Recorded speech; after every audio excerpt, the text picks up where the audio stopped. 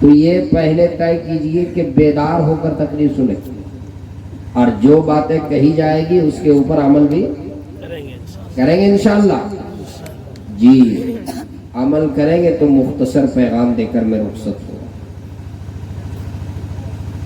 ارشاد صاحب اللہ کے پیارے ہو گئے، یہ دنیا میں کوئی رہنے کے لیے نہیں آیا، ہر ایک کو ایک دن اس دنیا سے جانا ہے۔ انسان جو زندہ ہے، انسان یہ جسم اور روح کے مجموعے کا نام ہے، غور سے سنیے، جسم اور روح اس کے مجموعے کا نام ہے۔ روح جسم سے نکل جائے تو وہ مردہ کہلاتا ہے، روح جسم کے اندر ہے وہ زندہ کہلاتا ہے، روح نکل جائے وہ مردہ۔ لیکن سنیے، روح اس پہ کبھی موت نہیں آتی، روح پہ کبھی موت نہیں آتی، روح منتقل ہوتی اس جہاں سے وہ جہاں،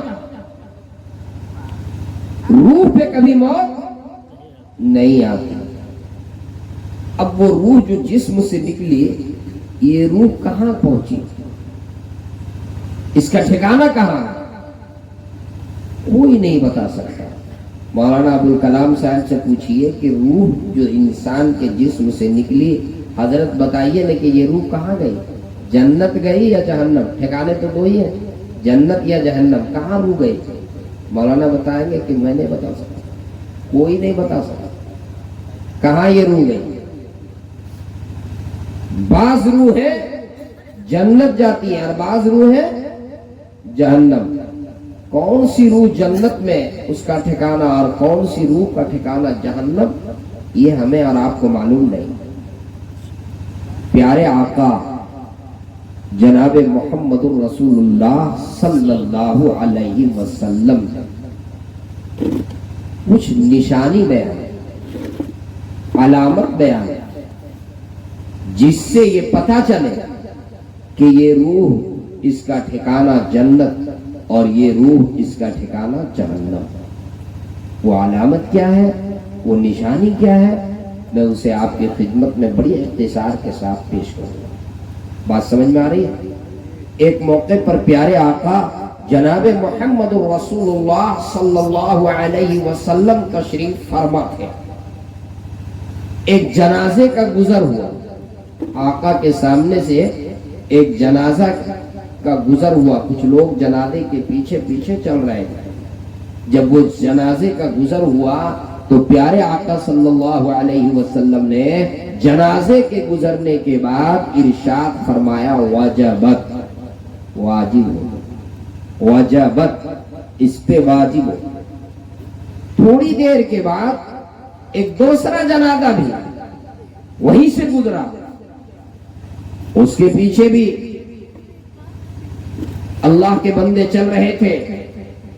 پیارے آقا صلی اللہ علیہ وسلم نے اس جنازے کے گزرنے کے بعد بھی ارشاد فرمایا، وجبت، سیم جملہ، پہلے جنازے میں بھی ارشاد فرمایا وجبت اور دوسرے جنازے میں بھی ارشاد فرمایا وجبت، واجب۔ صحابہ کرام رضوان اللہ تعالی علیہم اجمعین نے بعد میں آقا سے دریافت کیا، اے اللہ کے رسول، بات سمجھ میں نہیں آئی، دو جنازے یکے بعد دیگرے گزرے، آپ نے دونوں جنازے کے گزرنے کے بعد ایک جملہ ارشاد فرمایا وجبت، ایک ہی لفظ وجبت، واجب ہو۔ اے اللہ کے رسول، کیا واجب؟ پیارے آقا صلی اللہ علیہ وسلم نے ارشاد فرمایا کہ سنو، وہ پہلا جنازہ جو گزر رہا تھا، پہلا جنازہ، اس کے ساتھ جو لوگ چل رہے تھے، اس کے پیچھے جو لوگ چل رہے تھے، اس کے عزیز متعلقین، رشتہ دار، ان کی زبان پر اس مرنے والے شخص کی تعریف تھی، اس کی زبان پر مرنے والے شخص کا نام بہتر تھا، اچھائی سے نام لے رہے تھے، یہ کہہ رہے تھے کہ یہ بہت اچھا آدمی تھا، یہ بھلا آدمی تھا، یہ نیک آدمی تھا، یہ پرہیزگار آدمی تھا، یہ متقی آدمی تھا، یہ لوگوں کے ساتھ اچھا معاملہ کرتا تھا، یہ بہت اچھا آدمی تھا۔ اس پہ میں نے فرمایا وجبت، اس پہ جنت واجب ہو گئی، اس پہ جنت واجب ہو گئی۔ اور وہ دوسرا جنازہ، اس کے پیچھے جو لوگ جا رہے تھے، اس جنازے کے ساتھ جو گزر رہے تھے، اس جنازے کو لے کر جو لوگ جا رہے تھے، جو اس جنازے میں شریک تھے، ان کی زبان پر اس کی برائی تھی، مرنے والے شخص کی برائی تھی۔ یہ بہت برا آدمی تھا، یہ بدکار آدمی تھا، یہ شیطان تھا، یہ بہت ہی ناہنجار تھا، اور یہ بہت ہی ظالم تھا، اور یہ لوگوں کا کام نہیں آتا تھا، اور یہ لوگوں کو بہت ستاتا تھا، اور یہ بڑی تکلیفیں لوگوں کو پہنچایا۔ اس کے خلاف زبان پر اس کی برائی تھی، اور اس کا نام اچھائی سے لینے کے بجائے برائی سے اس کا نام لے رہے تھے۔ نہیں، ارشاد میں نے فرمایا وجبت، اس پہ جہنم واجب ہو، اس پہ جہنم واجب ہو۔ دیکھیے پیارے آقا صلی اللہ علیہ وسلم کے اس ارشاد گرامی کی روشنی میں جو بات میں بتانا چاہتا ہوں،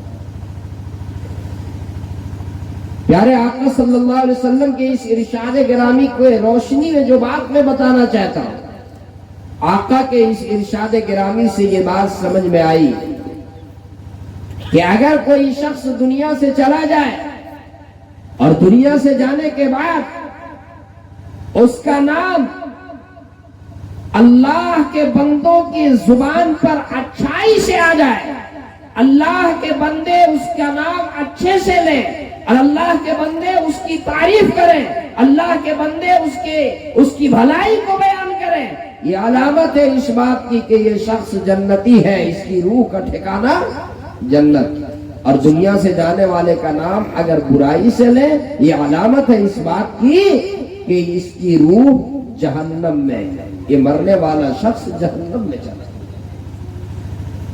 اب میرے بھائیوں، بروا کینوا ڈی کے میرے بزرگوں اور نوجوانوں، اب اگر آپ یہ چاہتے ہو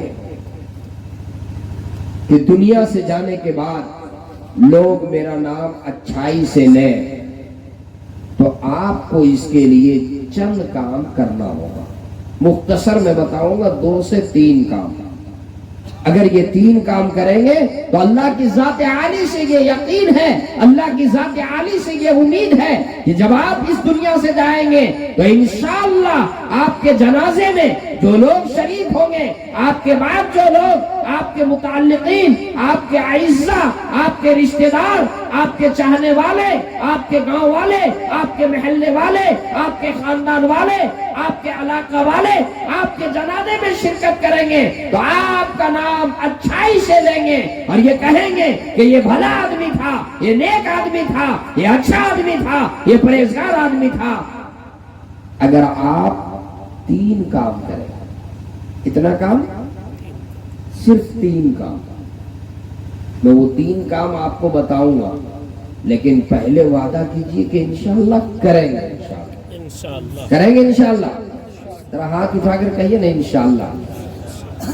بات سمجھ میں آ رہی ہے نا؟ ہاں، اگر بہت لچھے دار تقریر ہو جائے اور بہت یہ ہو کر کے کر دیں، جو مجمع ہے جس طرح کا اور جس مناسبت سے آپ بیٹھے ہوئے ہیں، میں چاہتا ہوں کہ ہمیں کچھ فائدہ ہو جائے اور کوئی ایسا پیغام آپ تک کے جائے جس کو آپ اپنی زندگی کے اندر اتاریں، اور آج سے آپ اپنی زندگی کو بدلیں۔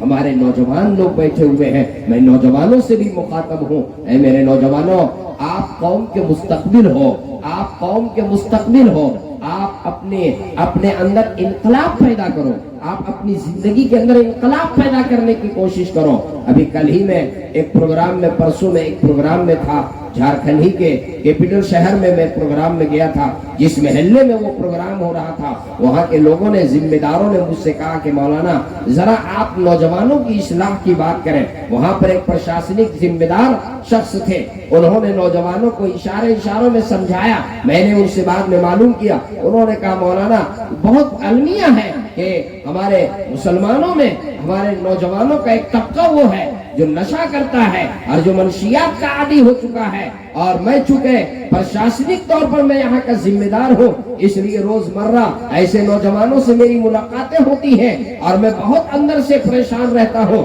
یہ ہماری قوم کے نوجوان ہیں. اے میرے نوجوانوں، میں آپ کو یہ کہنا چاہتا ہوں، یقیناً یہ نشہ ایسی چیز ہے، آدمی جب نشے میں مدہوش ہوتا ہے اور جب منشیات کا عادی ہو جاتا ہے اور نشے کا خوگر ہو جاتا ہے اور شراب کا عادی ہو جاتا ہے، شراب کا عادی نشے میں مدہوش ہونے کے بعد اس کی نہ اپنی عزت محفوظ رہتی ہے، نہ اس کی آبرو محفوظ رہتی ہے، نہ اس کی عقل محفوظ رہتی ہے، نہ اس کی جان محفوظ رہتی ہے، نہ اس کی دولت محفوظ رہتی ہے، نہ اس کا مال محفوظ رہتا ہے. میرے دوستو، ایک ایمان والے کی یہ ذمہ داری ہے کہ وہ اپنے ایمان کی حفاظت کرے، وہ اپنی عزت کی حفاظت کرے، وہ اپنی آبرو کی حفاظت کرے، وہ اپنی جان کی حفاظت کرے، وہ اپنے مال کی حفاظت کرے. یہ ایک ایمان والے کی ذمہ داری ہے، وہ اپنے ایمان کی حفاظت کرے.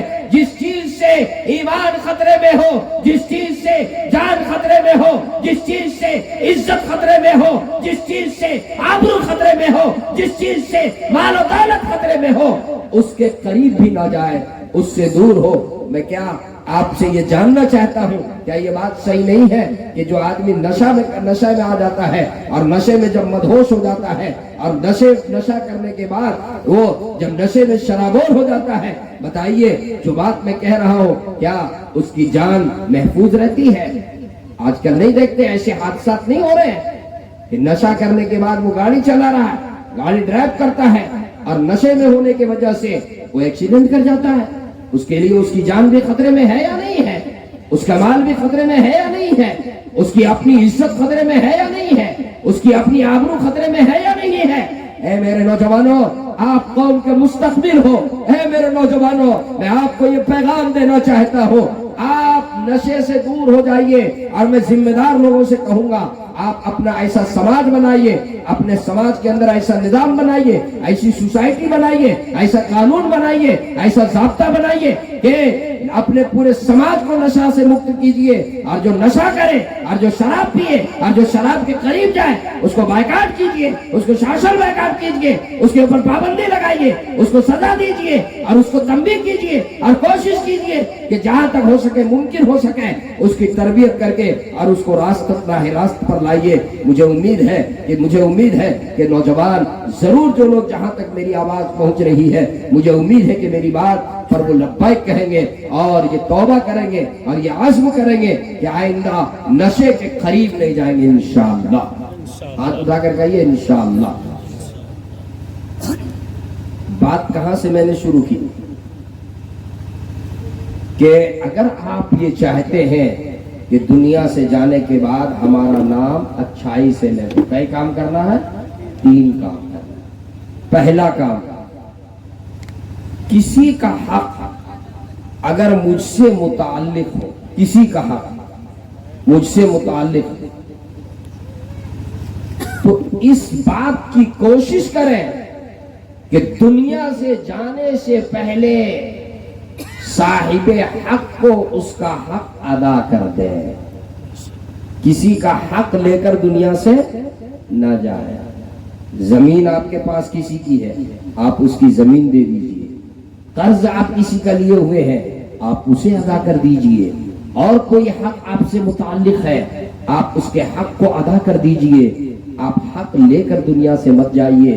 ظاہر سی بات ہے، اگر آپ کسی کا حق لے کر دنیا سے جائیں گے، آپ کسی کا حق لے کر دنیا سے جائیں گے تو جب وہ صاحب حق آپ کے مرنے کی جب اس کو اطلاع ملے گی اور وہ آپ کے جنازے میں شریک ہوگا، آپ اس کا 1 لاکھ روپے لے کر کے چلے گئے، آپ اس کا 50,000 روپے لے کر کے چلے گئے، آپ اس کی 10 ڈسمل زمین آپ نے دبا دی، آپ اس کی زمین آپ نے اس کو نہیں دیا. ظاہر سی بات ہے وہ آپ کے جنازے میں شریک ضرور ہوگا، نہ چاہتے ہوئے بھی شرکت اگر کر بھی دے گا، لیکن میرے دوستو وہ آپ کا نام کبھی اچھائی سے نہیں لے گا. وہ کیا کہے گا، یہ آدمی میرا پیسہ لے کر کے چلا گیا، یہ آدمی میری زمین لے کر کے چلا گیا، یہ آدمی میرا قرض لے کر کے چلا گیا، یہ آدمی بہت دبنگ تھا، یہ مالدار تھا، یہ طاقت والا تھا، یہ قوت والا تھا، یہ طاقت کے نشے میں جو ہے اس نے مجھے مار دیا تھا، اس نے مجھ پر ظلم کیا تھا، میں اس کے سامنے کچھ بول نہیں سکا، اس نے میری زمین ہڑپ لی تھی، اس نے میرا پیسہ بےمانی کر لیا تھا۔ وہ کہے گا یہ بدمعاش آدمی تھا، یہ اچکا تھا، یہ ظالم تھا، یہ جابر تھا۔ کل قیامت کے دن جب اللہ کا دربار لگے گا تو دربار عالی میں پروردگار کے سامنے وہ فریاد کرے گا، اے اللہ، اے مولا، اے اللہ، میرا اس کے ذمے میں میرا حق ہے، میری زمین ہے، میرا پیسہ ہے، اے اللہ پہلے میرا حق دلا دیجئے۔ علماء سے پوچھ لیجئے، حقوق العباد جب تک بندہ معاف نہیں کرے گا اللہ بھی معاف۔ تو میرے دوستو، بہت مختصر پہلی بات، پہلا پیغام، دنیا سے کسی کا حق لے کر نہیں جائیں گے۔ اگر کسی کا حق مجھ سے متعلق ہوگا تو اس کا حق ہم ادا کر کے دنیا سے جائیں گے، اس کی کوشش کریں گے انشاءاللہ، کریں گے انشاءاللہ۔ ظاہر سی بات ہے جب آپ کسی کا حق لے کر نہیں جائیں گے تو جو لوگ آپ کے جنازے میں شریک ہوں گے وہ کہیں گے نہیں کہ یہ بہت اچھا آدمی ہے، یہ بہت بڑھیا آدمی ہے، بہت عمدہ آدمی ہے۔ تو پہلا کام تو یہ کرنا ہے۔ دوسرا کام، ضرورت مند، حاجت مند، پریشان حال کی پریشانی میں، ضرورت مند کی ضرورت میں، پریشان حال کی پریشانی میں اس کا کام آنا۔ کوئی آدمی پریشان حال ہے، اس کی پریشانی میں اس کا کام آنا، ضرورت مند ہے، اس کی ضرورت میں اس کا کام آنا۔ ایک آدمی بیمار ہے، اسے ڈاکٹر کے یہاں لے جانے کی ضرورت ہے، آپ کو ڈاکٹر کا پتہ معلوم ہے، آپ اس کی رہنمائی کیجئے، ہو سکے تو آپ ڈاکٹر کے یہاں تک اسے پہنچا دیجئے۔ اگر اس کے پاس پیسوں کی ضرورت، پیسے نہیں ہے، آپ کے پاس صلاحیت ہے تو آپ اس کی کچھ تعاون، آپ اس کی کچھ مدد کر دیجئے۔ اگر آپ پیسے سے تعاون نہیں کر سکتے، آپ اس کو بہترین مشورہ دے دیجئے۔ آپ کے پاس گاڑی ہے، رات کا وقت ہے، وہ بیمار ہے، وہ بالکل پریشان حال ہے، اس کا کوئی گھر میں ایسا شخص نہیں ہے جو اسے وہاں تک پہنچا سکے، آپ رات کے وقت ذرا اپنی نیند کو قربان کر کے اور اس بیمار کو اپنی گاڑی پہ بٹھا کر کے اور ہاسپٹل تک اسے پہنچا دیجئے، ہسپتال تک اسے پہنچا دیجئے۔ میرے بھائیوں، آپ ضرورت مند کی ضرورت پر کام آ جائیے۔ اگر آپ نے یہ طے کر لیا کہ جب تک کہ میں زندہ ہوں اور جب تک کہ اللہ مجھے صحت کے ساتھ رکھے اور جب تک کہ اللہ مجھے حیات سے رکھے، میں اس لائق ہوں تو میں غریبوں کی مدد کروں گا، میں ضرورت مندوں کی مدد کروں گا، میں بیواؤں کی مدد کروں گا، میں مسکینوں کی مدد کروں گا، میں یتیم بچوں کی مدد کروں گا، جو بھی پریشان حال ہوگا میں اس کے پریشانی میں کام آؤں گا۔ میں بڑی ذمہ داری سے یہ کہہ رہا ہوں، جب آپ اس دنیا سے جائیں گے، آپ اس دنیا سے جائیں گے، جو لوگ جنازے میں شریک ہوں گے، ظاہر سی بات ہے آپ ان میں سے جب کام آنے والے تھے تو ہر شخص کہے گا کہ یہ فلاں شخص دنیا سے چلا گیا، یہ سب کا کام آتا تھا، یہ سب کا کام آتا تھا۔ حافظ ممتاز صاحب میرے درمیان بیٹھے ہوئے، انہی کے علاقے میں گاؤں ہے اسمبنی۔ گزشتہ سال ایک نوجوان وہاں اللہ کا پیارا ہو گیا، اس کے تعزیتی پروگرام میں مجھے وہاں پر لوگوں نے بلایا، میں خود پہنچا تھا، پورے گاؤں کے لوگ بیٹھے ہوئے تھے، پورا گاؤں، بڑا بزرگ، بچہ، نوجوان، مرد، عورتوں کا ایک بڑا مجمع تھا اور سب کی آنکھیں نمناک، سب مغموم تھے، اداس تھے، صدمے میں تھے۔ میں نے تقریر کی تو میں نے پوچھا کہ مجھے سمجھ میں نہیں آ رہا ہے کہ یہ نوجوان جو دنیا سے چلا گیا، اللہ کا پیارا ہو گیا، یہ کس کا بیٹا ہے، یہ کس گھر کا نوجوان تھا؟ یہاں تو ایسا لگ رہا ہے کہ سارے لوگ اداس اور مغموم ہیں۔ تو کہا کہ وہاں کے لوگوں نے مجھے بتایا کہ مولانا یہ وہ نوجوان تھا، ابھی حال ہی میں اس کی نوکری، سرکاری نوکری لگی تھی دھنباد میں، اور یہ ملازمت کر کے نوجوان گھر آیا اور دوپہر کا وقت تھا۔ امی نے کہا بیٹا کھانا کھا لو، کہا کہ نہیں امی ذرا غسل کر کے آتا ہوں، اور نہانے کے لیے وہ گاؤں کے قریب کوئی نہر یا ندی تھی، وہاں پر نہانے کے لیے گیا اور بیچارہ وہ پانی کے گرداب میں پھنسا اور وہیں پر اللہ کا پیارا ہو گیا۔ کہنے لگے کہ مولانا یہ وہ نوجوان تھا، 12 بجے رات کسی کو ضرورت پڑتی تھی، 2 بجے رات کسی کو ضرورت پڑتی تھی، دن میں کسی کو ضرورت پڑتی تھی، کسی کی بھی کسی بھی طرح کی ضرورت پڑتی تھی تو سب لوگوں کی زبان پر یہ اس نوجوان کا نام رہتا تھا کہ فلاں کو کہو وہ تمہیں لے جائے گا، فلاں کو کہو وہ وہاں پر تمہارے مسئلے پر کھڑا ہو جائے گا، فلاں سے کہو وہ تمہاری پریشانی میں کھڑا ہو جائے گا۔ کہا کہ مولانا وہ نوجوان جب یہاں سے دنیا سے چلا گیا ایسا لگتا ہے کہ ہم سب کا بیٹا دنیا سے چلا گیا، وہ سب کا کام آتا تھا اور سب کی ضرورت میں کام آتا تھا۔ میرے دوستو ایسا بنیے کہ جب آپ دنیا سے جائیں تو پورے گاؤں اور پورے علاقہ آپ کے غم میں اور آپ کے صدمے میں وہ جو ہے وہ مغموم ہو جائے اور اس کی زبان پر آپ کی تعریف آئے کہ یہ بہت اچھا آدمی تھا۔ ظاہر سی بات ہے جب آپ لوگوں کی ضرورت میں کام آئیں گے تو سب کی زبان پر آپ کی تعریف ہوگی۔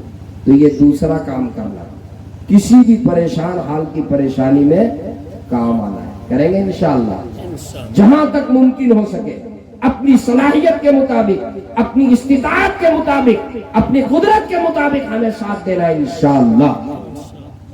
اور تیسرا کام صلہ رحمی کرنا۔ صلہ رحمی کس کو کہتے ہیں؟ خونی رشتہ داروں کے ساتھ اچھا برتاؤ، خونی رشتہ داروں کے ساتھ حسن سلوک۔ یہ خونی رشتہ یہ کہاں پر بنے؟ اللہ نے بنایا۔ ایک بھائی دوسرے کا بھائی کہاں بنا؟ اللہ نے بنایا۔ یہ خونی رشتے جو ہیں اس کے ساتھ بہتر سلوک کرنا، حسن سلوک کرنا، یہ بہت بڑی بات ہے، بڑی فضیلت کی بات ہے۔ آج ہم لوگوں کے معاشرے کے اندر یہ ایک بگاڑ ہے، بھائی کا بھائی سے بناؤ نہیں ہے، اولاد کا اپنے والدین کے ساتھ بناؤ نہیں ہے، بھائی کا اپنی بہنوں کے ساتھ بناؤ نہیں ہے، اپنے رشتہ داروں کے ساتھ بناؤ نہیں ہے، اپنی خالاؤں کے ساتھ بناؤ نہیں ہے، اپنے خالوں کے ساتھ بناؤ نہیں ہے، اپنے عزیزوں کے ساتھ بناؤ نہیں ہے، اپنے خونی رشتوں کے ساتھ بگاڑ ہے۔ یہ ہر گھر میں اور ہر محلے میں اور ہر خاندان میں یہ بگاڑ ہے۔ میرے دوستو صلہ رحمی کیجئے، قطع رحمی نہیں، صلہ رحمی، رشتوں کو خوب بہتر طریقے سے نبھائیے، حسن سلوک کیجئے۔ صلہ رحمی کس کو کہتے ہیں؟ امام صاحب سے پوچھئے گا۔ ایک آدمی کہنے لگے کہ مولانا صاحب ہم لوگ 4 بھائی، جیسے اتفاق سے یہ پروگرام کرانے والے بھی 4 بھائی، کیا قاری صاحب؟ جی تو کہنے لگے کہ مولانا صاحب 2 بھائی ہم سے بات کرتا ہے اور 2 بھائی بات نہیں کرتا، 2 بھائی میری خوشی میں شریک اور 2 بھائی میری خوشی میں نہیں شریک، 2 بھائی میرے غم میں شریک ہوتا ہے اور 2 بھائی میرے غم میں نہیں شریک، 2 بھائی میرے گھر آئے اور 2 بھائی میرے گھر نہیں آتا۔ کہا مولانا صاحب وہ 2 بھائی جو مجھے سلام کرتا ہے میں بھی اس کو سلام کرتا ہوں، وہ مجھ سے بات کرتا ہے میں بھی اس سے بات کرتا ہوں، وہ میری شادی میں شریک میں بھی اس کی شادی میں شریک، وہ میرے غم میں شریک میں بھی اس کے غم میں شریک، اور 2 بھائی جو مجھ سے بات نہیں کرتا ہے میں بھی اس سے نہیں کرتا ہوں، 2 بھائی میرے گھر میں شادی میں نہیں آیا میں بھی اس کے گھر نہیں گیا، 2 بھائی میرے غم میں نہیں آیا میں بھی اس کے یہاں نہیں گیا۔ امام صاحب سے پوچھئے اس کو صلہ رحمی نہیں کہتے ہیں کہ جو آپ کو سلام کرے آپ اس کو سلام کیجئے، جو آپ کے گھر آئے آپ اس کے گھر جائیے، جو آپ کے رشتے میں آپ کے خوشی میں شریک آپ اس کی خوشی میں شرکت کیجئے، اس کو صلہ رحمی نہیں کہتے ہیں، یہ تو بدلہ ہے۔ یہ کیا ہے؟ بدلہ۔ اور صلہ رحمی کس کو کہتے ہیں؟ صلہ رحمی یہ ہے کہ وہ آپ کا بھائی ہے، وہ آپ کو سلام نہیں کر رہا آپ اس کو سلام کیجئے، وہ آپ کی خوشی میں نہیں شریک، وہ آپ اس کی خوشی میں شرکت کیجئے، وہ آپ کے غم میں نہیں آیا آپ اس کے غم میں آئیے، وہ بیمار ہوا آپ کی مرض میں وہ پوچھنے کے لیے عیادت کے لیے نہیں آیا آپ اس کی عیادت کے لیے جائیے، وہ آپ سے بات نہیں کرتا آپ اس سے بات کیجئے۔ اس کو کہتے ہیں صلہ رحمی، اس کو کہتے ہیں صلہ رحمی۔ تو میرے بھائیوں اور میرے بزرگوں اور میرے نوجوانوں صلہ رحمی کیجئے۔ جب آپ صلہ رحمی کریں گے تو ظاہر سی بات ہے آپ کے انتقال کے بعد آپ کے یہاں کون آئیں گے؟ آپ کے رشتہ داری تو آئیں گے، آپ کے خاندان والے آئیں گے، آپ کے بھائی آئیں گے، آپ کی بہنیں آئیں گی، آپ کے بھتیجے آئیں گے، آپ کے پوتے آئیں گے، آپ کے نواسے آئیں گے، آپ کے آبا اور اجداد، آپ کا پورا خاندان آئے گا۔ ظاہر سی بات ہے جب آپ صلہ رحمی کرتے ہوں گے اور آپ رشتوں کو جوڑتے ہوں گے اور آپ رشتہ داروں کے ساتھ حسن سلوک کرتے ہوں گے، آپ رشتہ داروں کے ساتھ اچھا معاملہ کرتے ہوں گے، تو جتنے آپ کے رشتہ دار آپ کے انتقال میں شریک ہوں گے وہ آپ کی تعریف کریں گے، آپ کا نام اچھائی سے لیں گے، آپ کی بھلائی بیان کریں گے، آپ کی خیر خواہی بیان کریں گے، آپ کا نام بہتر طریقے سے لیں گے یا نہیں لیں گے؟ تو یہ تین کام کریں گے انشاءاللہ۔